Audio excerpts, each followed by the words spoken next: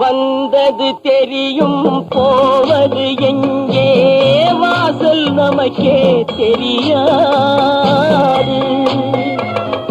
வந்தவரெல்லாம் தங்கிவிட்டால் இந்த மண்ணில் நமக்கே இடமேது. வாழ்க்கை என்பது வியாபாரம், வரும் ஜனனம் என்பது வரவாகும், அதில் மரணம் என்பது செலவாகும். போனால் போகட்டும் போடா, போனால் போகட்டும் போடா. இந்த பூமியில் நிலையாய் வாழ்ந்தவர் யாரடா? போனால் போகட்டும் போடா.